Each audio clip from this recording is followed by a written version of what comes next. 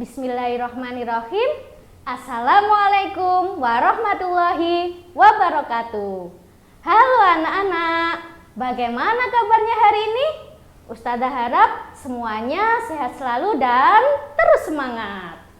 Nah, anak-anak, pada hari ini anak-anak akan belajar bersama Ustazah Yuli pada materi kelas 6 di tema 2 dan pada muatan pelajaran ilmu pengetahuan alam. Sebelumnya, yuk masuk kelas dulu. Let's go!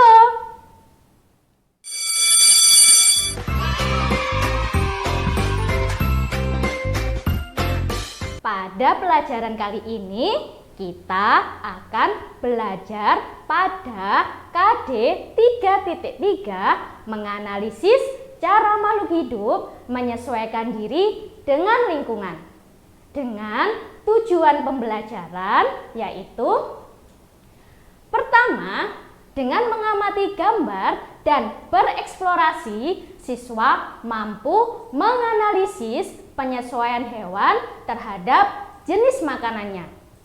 Dan yang kedua, yaitu dengan mengamati gambar, bereksplorasi, dan berdiskusi, siswa mampu menyajikan hasil eksplorasi tentang macam-macam penyesuaian hewan terhadap jenis makanannya. Nah, anak-anak, sama halnya dengan tumbuhan, hewan juga beradaptasi loh. Memang secara umum adaptasi ini bertujuan untuk mempertahankan diri. Namun untuk hewan, adaptasi ini juga secara khusus ada beberapa tujuan loh anak-anak. Yang pertama, adaptasi ini digunakan untuk mendapatkan kebutuhan hidup. Contohnya makanan dan air. Dan yang kedua, tujuan dari adaptasi hewan adalah untuk menyesuaikan diri terhadap lingkungan yang ditempatinya. Contohnya lingkungan yang berada di daerah ekstrim seperti di gurun atau di daerah yang sangat dingin. Nah, tahu kan daerah dingin di mana? Oke, pasti tahu anak-anak. Dan yang terakhir, tujuan khusus dari hewan beradaptasi adalah untuk melindungi diri dari pemangsa. Oke, sekarang dilihat dari jenis-jenis hewan berdasarkan makanannya, pasti hewan ini butuh beradaptasi loh. Dilihat dari struktur tubuh dari hewan tersebut. Nah, sekarang kita lihat ya bagaimana perbedaan struktur pada hewan. Yang pertama, kita lihat dari struktur giginya. Apa ya? Kalau jenis hewan karnivora, yaitu contohnya apa anak-anak? Singa, ya, atau juga, nah ini buaya. Nah, jika kalian amati, lihat struktur giginya bagaimana? Iya, di sini ada struktur giginya yang tajam. Nah, coba dilihat itu tadi ya. Ada taring-taring yang sangat tajam digunakan untuk menggigit dan merobek mangsanya. Sudah tahu ya?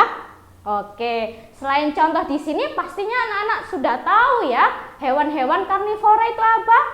Ya, ada kucing, harimau, hiu, nah dan lain-lain. Oke, itu ya contoh dari hewan yang karnivora dilihat dari struktur giginya. Oke, yang kedua, jenis hewan berikutnya adalah herbivora. Tahu nggak herbivora? Herbivora itu adalah hewan yang jenis makanannya adalah tumbuhan. Dilihat dari struktur giginya, anak-anak, hewan herbivora itu tidak memiliki taring, tapi memiliki gigi seri di depan yang digunakan untuk memotong makanan sama gigi geraham yang digunakan untuk mengunyah makanan. Contoh hewannya ini ada rusa, kemudian ada kambing yang sedang makan rumput. Oke, Bisa dipahami ya? Dan selanjutnya, hewan adalah hewan omnivora. Hewan pemakan tumbuhan dan pemakan daging.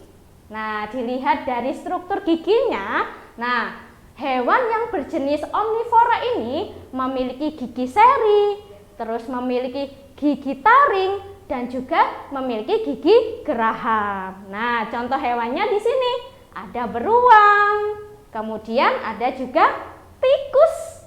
Nah, ini contohnya hewan-hewan yang tergolong omnivora dengan struktur gigi yang sudah Ustazah jelaskan tadi ya. Bisa membedakan ya. Oke, lanjut. Nah, sekarang kita akan membahas ciri dari hewan yang beradaptasi ya untuk mendapatkan makanan. Dilihat dari apa ya di sini ya? Nah, bentuk paruh. Kalau hewan yang memiliki paruh biasanya hewan yang tergolong jenis apa?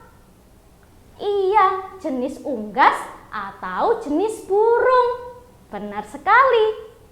Nah, tipe-tipe paruh itu berbeda anak-anak. Dilihat dari jenis makanannya. Ya, coba sekarang kita bahas ya. Kalau burung pemakan daging, nah paruhnya bagaimana ya? Coba kita amati dari gambar ini anak-anak. Nah, di sini kalian lihat. Ini adalah contoh hewan pemakan daging, ya. Hewan unggas atau burung pemakan daging. Nah, dilihat dari struktur paruhnya. Nah, bisa kalian amati, paruhnya itu kuat, paruhnya itu kokoh dan tajam, dan di ujungnya itu kayak ada melengkung sedikit. Berfungsi untuk apa? Berfungsi untuk merobek mangsanya. Oke ya, ini contohnya adalah burung elang. Ya, burung pemakan daging. Selain itu, ada loh burung pemakan daging lainnya selain elang. Apa itu anak-anak? Nah, ini burung hantu. Nah, sama kan? Bentuk paruhnya hampir mirip kan?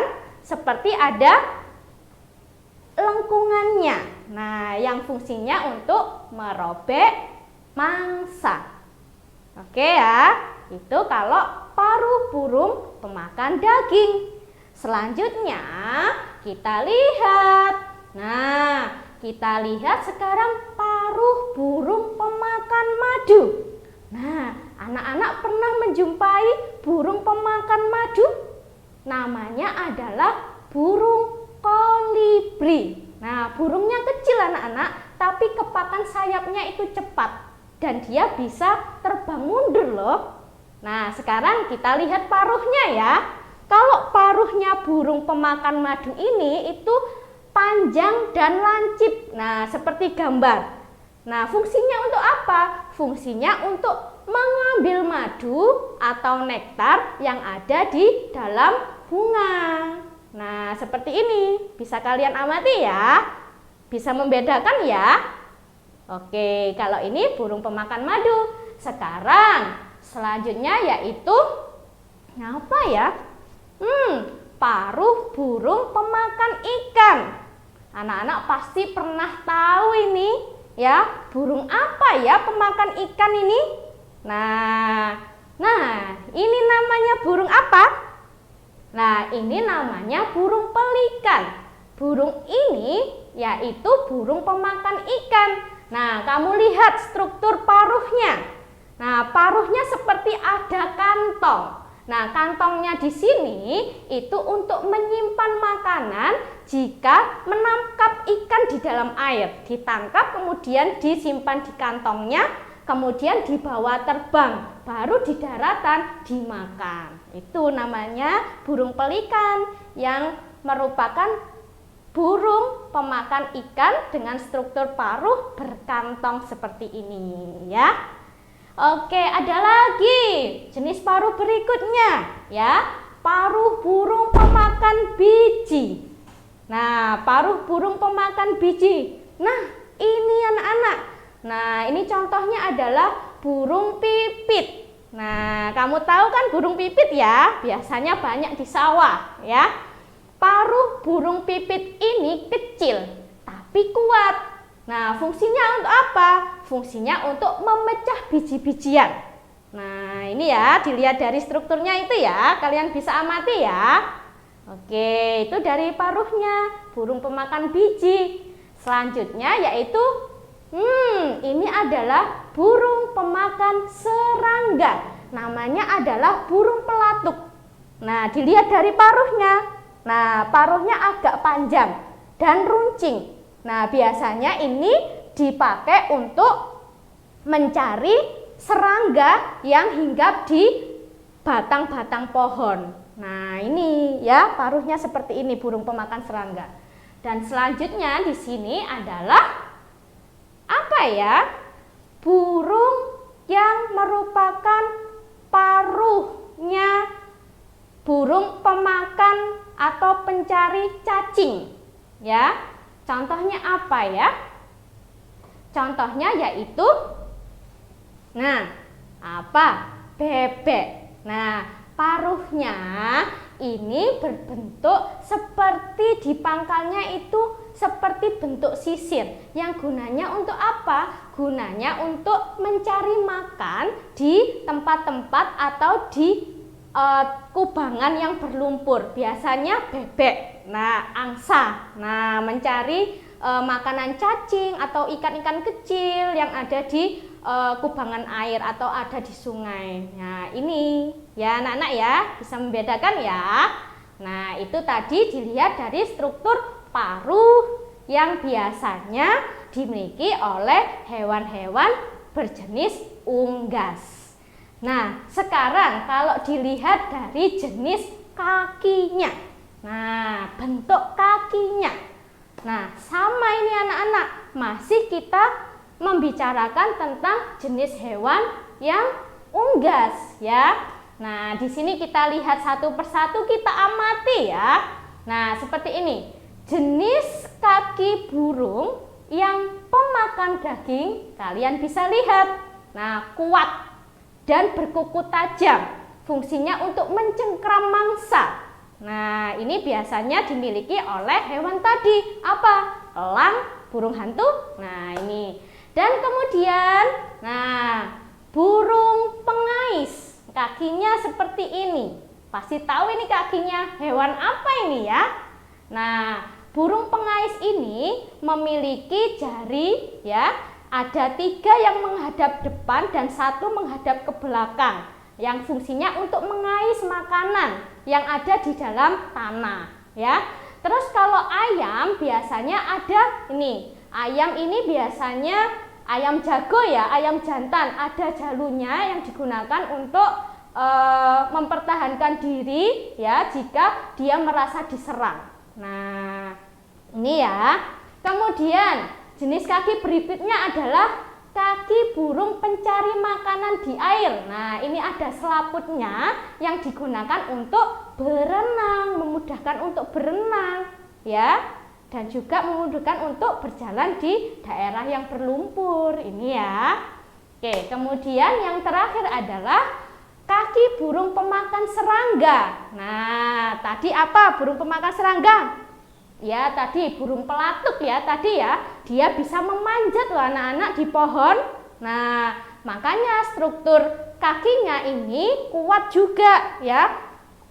Jarinya itu 2 menghadap ke depan sama 2 menghadap ke belakang. Sehingga dia bisa berjalan di batang yang berdiri tegak anak-anak. Gitu ya. Itu dilihat dari enggak, itu salah. Itu dilihat dari ciri-ciri dari hewan-hewan untuk beradaptasi mencari kebutuhan hidup, yaitu makanan atau air tadi ya anak-anak ya. Bisa dimengerti?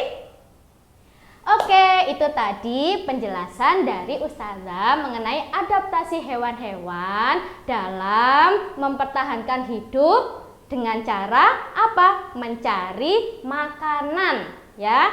Untuk selanjutnya ada lagi loh adaptasi hewan selanjutnya. Apa aja?